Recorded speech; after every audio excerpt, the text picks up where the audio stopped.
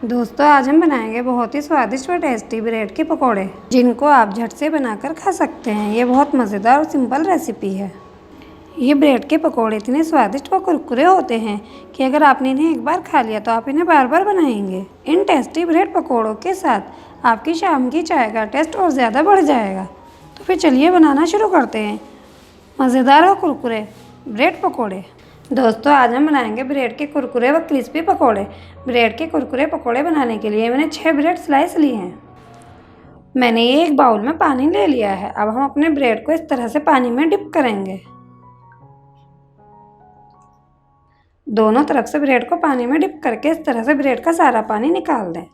ध्यान रहे हमें ब्रेड को पानी में हल्का सा ही डिप करना है, पानी में ज़्यादा निचोड़ना नहीं है।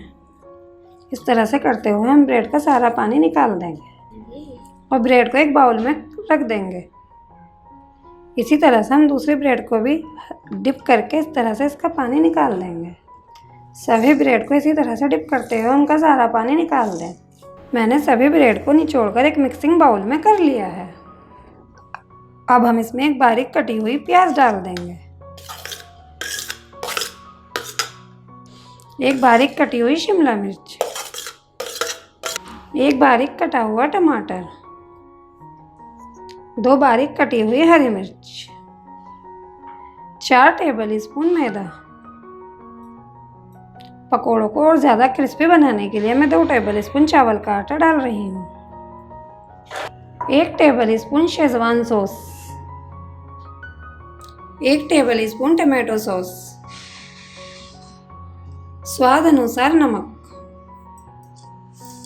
अब हम इन सभी चीज़ों को एक चम्मच से चलाते हुए अच्छे से मिक्स कर लेंगे। मैंने पकोड़ों के मिश्रण को अच्छे से मिक्स कर लिया है। आप चाहें तो इसे हाथ से भी मिक्स कर सकते हैं। अगर आपको पकोड़ों का मिश्रण गीला लग रहा हो तो आप इसमें 1 से 2 टेबल स्पून मैदा डालकर मिक्स कर सकते हैं। लेकिन अगर आप ब्रेड को हल्का सा पानी में डिप करके उसका पानी अच्छे से निचोड़ देंगे तो आपका मिश्रण गीला नहीं होएगा। एक कढ़ाई या पैन में तेल डालकर गर्म होने के लिए रख दें। तेल को तेज़ आंच पर गर्म कर लें। पकोड़ों को हमें तेज़ आंच पर ही फ्राई करना है, तभी हमारे पकोड़े कुरकुरे बनेंगे। तेल तेज़ गर्म होने पर गैस की आंच को मीडियम कर लें और पकोड़ों को तेल में डाल दें। अगर पकोड़े बनाने का मिश्रण आपके हाथ पे चिपक रहा हो तो हाथों पर थोड़ा सा तेल लगा लें। पकोड़े डालने के बाद गैस की आंच को तेज़ कर लें। आपकी कढ़ाई में एक बार में जितने पकोड़े आए उतने डाल लें। एक तरफ से सिकने पर पकोड़ों को पलट दें। पकोड़ों को उलट पलट कर दोनों तरफ से गोल्डन सुनहरा होने तक फ्राई कर लें। हमारी पकौड़ी सभी तरफ से गोल्डन ब्राउन और कुरकुरी हो गई हैं। अब हम इन्हें तेल से निकाल लेंगे। पकौड़ियों को एक टिश्यू पेपर अच्छी प्लेट में निकाल लें और इसी तरह से बाकी की सभी पकौड़ियाँ बनाकर तैयार कर लें। बहुत ही स्वादिष्ट व कुरकुरे हमारे ब्रेड के पकोड़े बनकर तैयार हैं। ब्रेड के गर्मा गर्म और टेस्टी पकोड़ों को मैं टमाटो केचप और हरी चटनी के साथ सर्व कर रही हूँ।